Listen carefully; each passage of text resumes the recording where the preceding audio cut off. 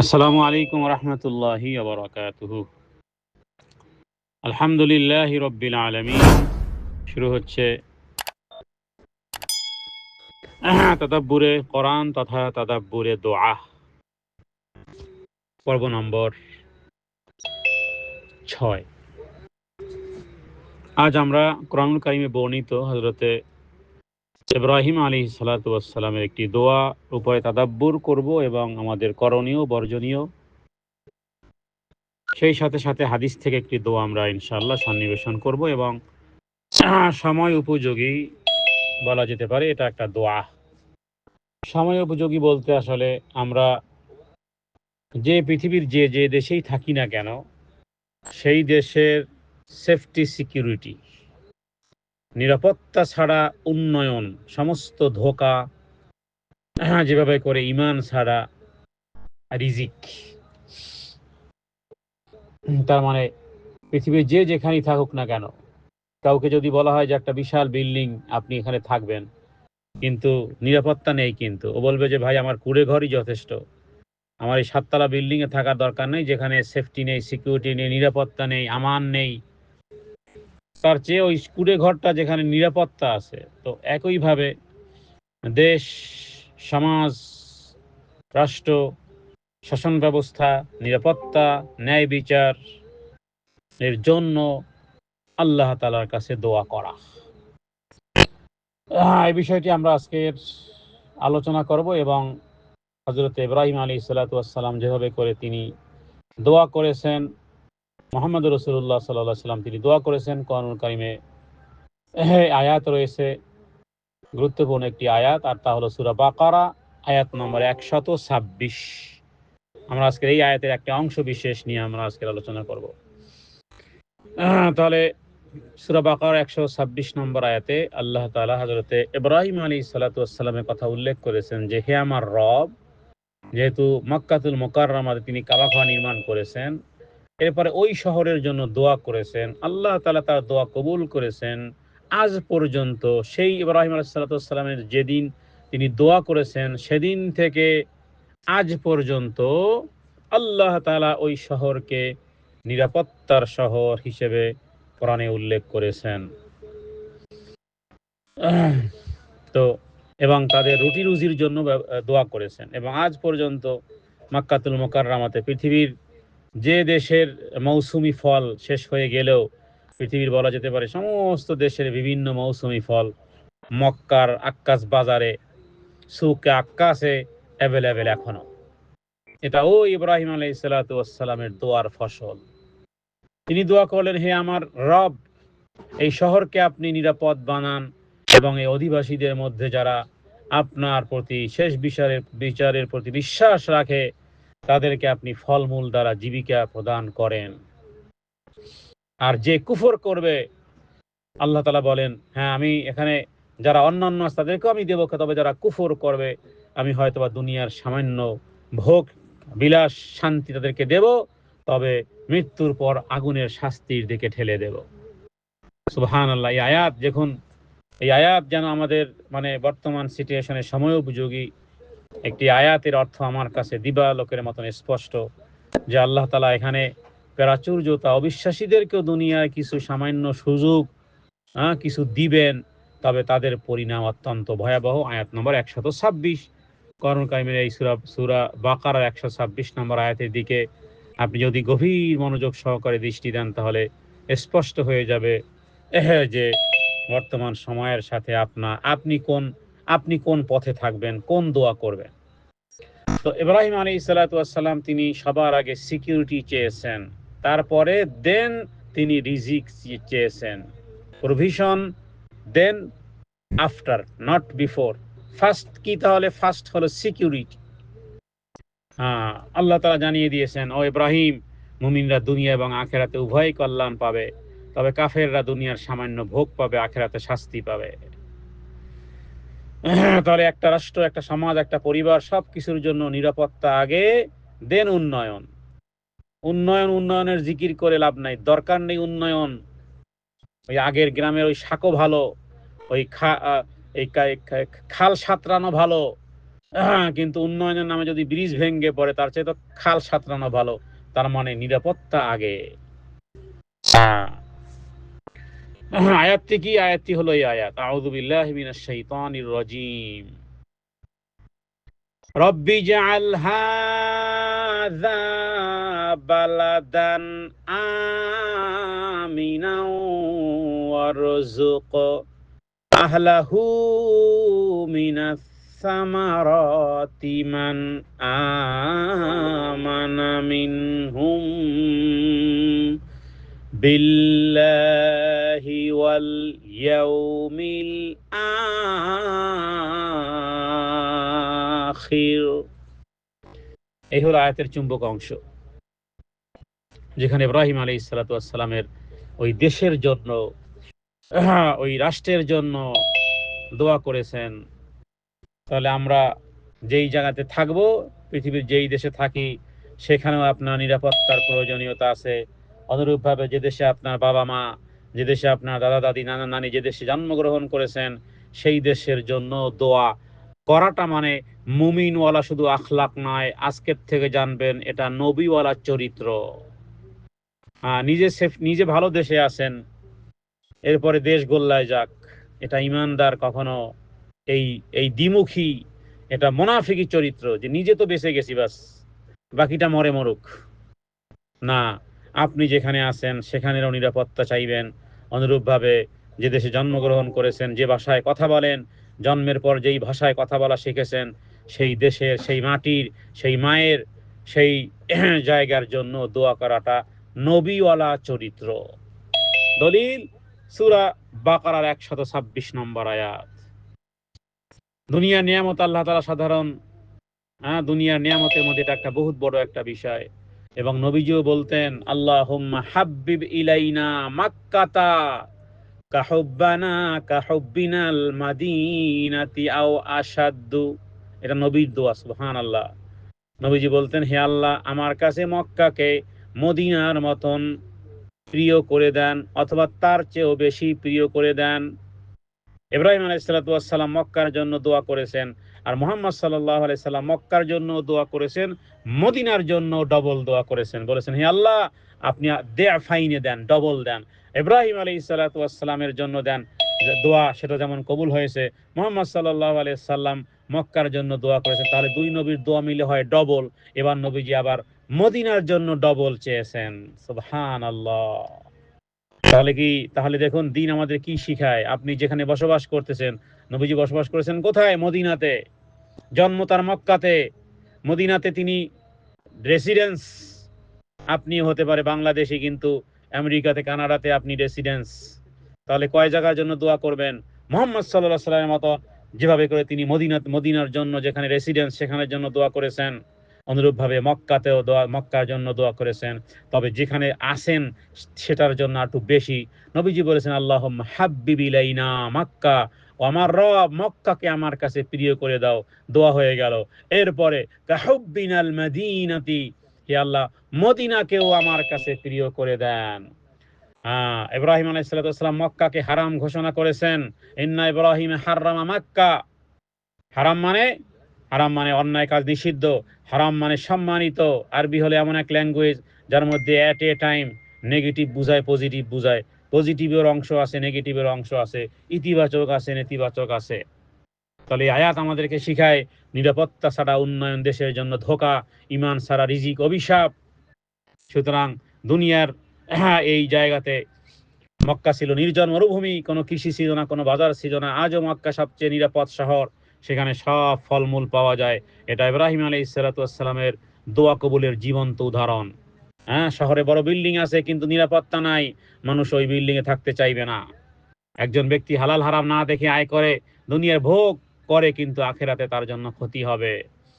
একটা দেশে নিরাপত্তা না থাকলে আপনি আপনার সন্তানকে বের করবেন না। আপনি যদি জানেন আপনার ছেলে, আপনার মেয়ে, সে নিরাপত্তায় ভুগবে, তাহলে আপনি কি করবেন? আপনার অর্থনীতি, আপনার শিক্ষা, আপনার স্বাস্থ্য সব ভেঙ্গে একাকার করে। সুতরাং সেই 1450 বছর আগে আপনাকে আমাকে এই দোয়া শিখানো হয়েছে। যেই সমাজ আল্লাহকে ভুলে যায়, আল্লাহ তাকে দুনিয়ায় সময় দেন কিন্তু আখেরাতে ছেড়ে দেন। কিন্তু আখেরাতে ছাড় হবে না। তাহলে আমরা এই আয়াতটি পাঠ করব, আর একটি দোয়া পাঠ করব, যেটা রাসূলুল্লাহ সাল্লাল্লাহু আলাইহি ওয়াসাল্লাম তিনি সেই দোয়া করেছেন। রাসূলুল্লাহ সাল্লাল্লাহু আলাইহি ওয়াসাল্লাম যেভাবে করে ইব্রাহিম আলাইহিস সালাম মক্কার জন্য দোয়া করেছেন, নবীজি মক্কার জন্য করেছেন, মদিনার জন্য করেছেন, অতএব নিজ দেশের জন্য দোয়া করাটা ইবাদত। পূর্বের একটি কথা বলেছি যে দেশের জন্য দোয়া করাটা নবীওয়ালা আখলাক, আর এখন বললাম নিজের দেশের জন্য দোয়া করা ইবাদত। ওই ইবাদত নবী ইব্রাহিম আলাইহিস সালাম পালন করেছেন, আল্লাহ কোট করেছেন কোরআনে, মুহাম্মদ সাল্লাল্লাহু আলাইহি ওয়াসাল্লাম ওই ইবাদত করেছেন যা হাদিসে কোট করা আছে। যেহেতু আমাদের বর্তমান সময়ে এটা গণতান্ত্রিক আমাদের দেশ, যেখানে পাগলের, মদখোরের, বেবিচারের, নেশাখোরের সবার ভোট, আর কি বলে আল্লাহওয়ালা ভোট, জালেমের ভোট, অন্যায়কারীর ভোট, অপরাধকারীর ভোট, ন্যায় ইনসাফকারী ভোট, সব একাকার, সব এক কোয়ালিটির। পাগলের ভোটেরও যেই দাম, আলেমের ভোটেরও ওই দাম, হিন্দুর ভোটেরও ওই দাম, খতিব সাহেবের ভোটের ওই দাম, মুসলিমের ভোটের একই দাম, নন মুসলিম ভোটের এই দাম, একই দাম, একই কোয়ালিটির হিসাব, কাউন্টিং, বাস। তো এটা শরীয়তে প্রথমত পছন্দ করে না, কিন্তু তাই বলে আমরা রবের কাছে মুমিন হিসেবে আমরা ফলাফল নির্ধারণ করি না। খুব গভীর মনোযোগ সহকারে আজকের বক্তব্যটি শুনতে হবে। আমরা দোয়া করি যেন আল্লাহ তাআলা সঠিক ফায়সালা ঘুরিয়ে দেন। দোয়ার নিয়ত কি হবে?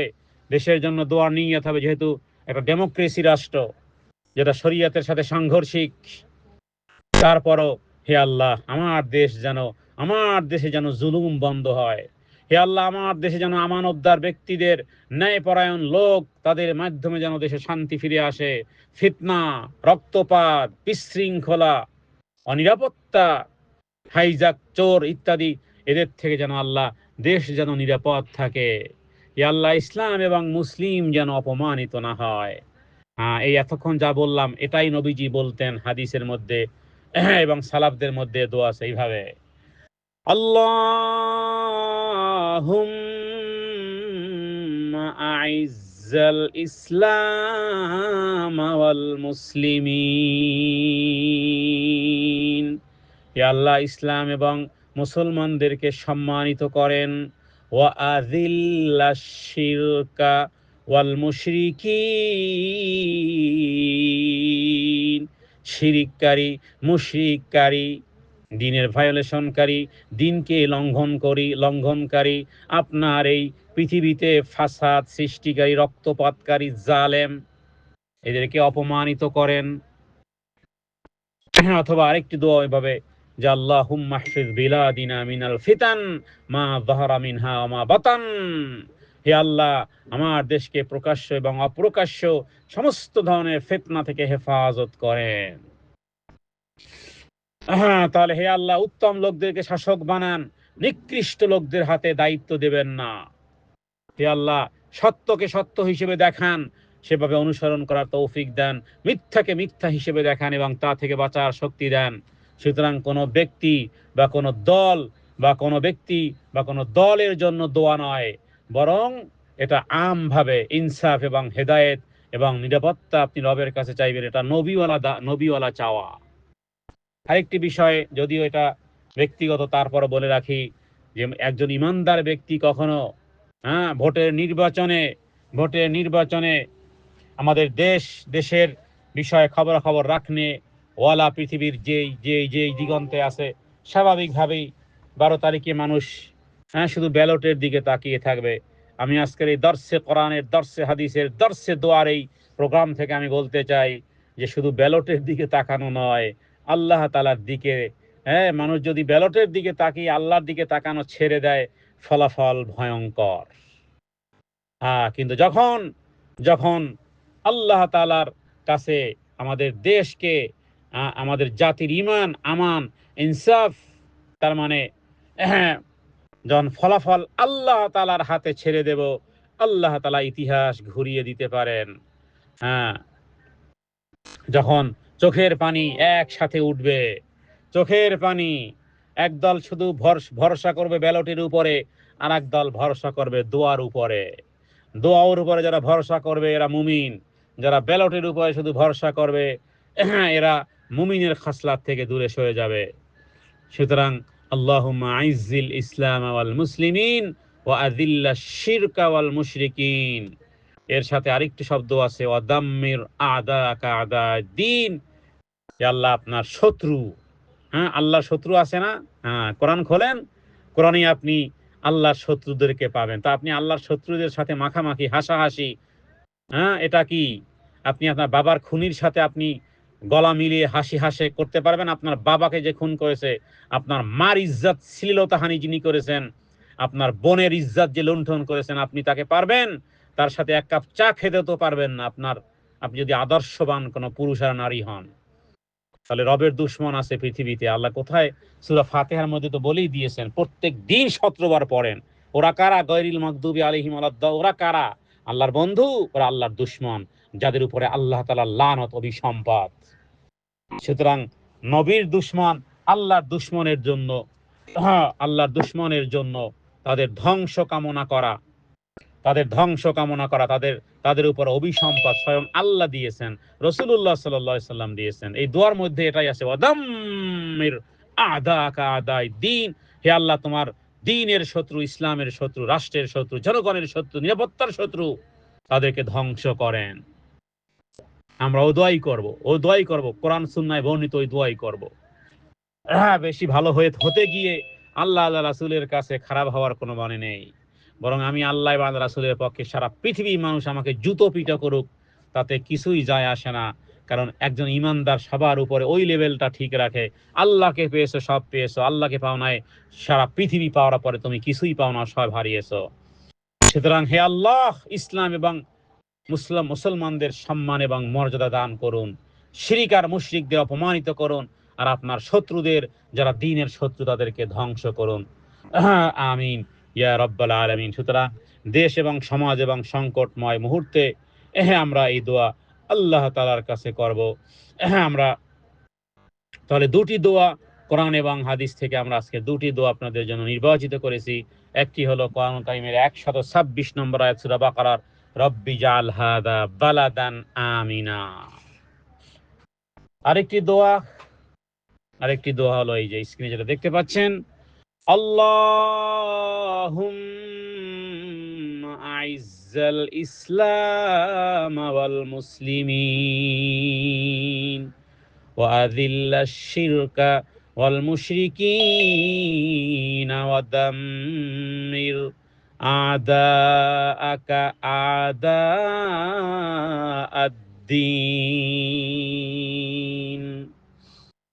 তাহলে প্রথম দোয়াটির অর্থ ছিল কি? হে আল্লাহ, আল্লাহুম্মা আইজ্জিল, প্রথমটি রব্বি জাআল হাযা বালাদান, সেটি হলো যে হে আল্লাহ আমাদের এই দেশকে, আমাদের ওই সবুজের সমারোহ, যেই দেশে জন্ম, যে দেশের আলো বাতাস দুনিয়াতে আসার পরে গ্রহণ করেছি, যে ভাষায় কথা বলি, যেখানে নারীর টান, সেই সমাজ, সেই দেশ, সেই উম্মাহ, হে আল্লাহ আপনি সংকটময় থেকে দূরে রাখেন, নিরাপদ করেন, শান্তিময় করেন। আর এরপরে দ্বিতীয় দোয়া যেটা হাদিস থেকে, আল্লাহুম্মা আইজ্জাল ইসলাম ওয়াল মুসলিমিন, হে আল্লাহ গোটা পৃথিবীর ইসলাম এবং মুসলমানদের সম্মান এবং মর্যাদা বৃদ্ধি করেন। ওয়া আযিল্লাশ শিরকা ওয়াল মুশরিকিন, আর মুশরিক, শিরককারী এবং মুশরিকদেরকে অপমানিত করেন। আর কি করেন? ওয়াদাম্মির আ'দাক, ওয়াদাম্মির মানে ধ্বংস করেন, আ'দাকা ওরা আপনার দুশমন, আল্লাহর দুশমন, নবীর দুশমনে ভরা, আ'দা'আদ-দ্বীন দ্বীনের দুশমন, দ্বীনের দুশমনরাই রবের দুশমন, আসমানের দুশমন, ফেরেশতাদের দুশমন, সমস্ত নবী আম্বিয়া কেরামের দুশমন, মুমিনদেরও দুশমন। সুতরাং দুশমনের সাথে দুশমনি করে রবের সাথে সম্পর্ক যেন বিচ্ছিন্ন না হয়। আজকের এই ছোট্ট দর্শের মাধ্যমে প্রার্থনা রেখে আজকের প্রোগ্রাম এখানেই শেষ করতেছি। হাদা মিন্নি ওয়াল ইলমু ইনদাল্লাহ, আল্লাহু আ'লামু বিস-সাওয়াব, সাল্লাল্লাহু আলা সাইয়্যিদিনা মুহাম্মাদিন নবিয়্যিল উম্মি ওয়া আলিহি ওয়া সাল্লাম। আসসালামু আলাইকুম ওয়া রাহমাতুল্লাহি ওয়া বারাকাতুহু।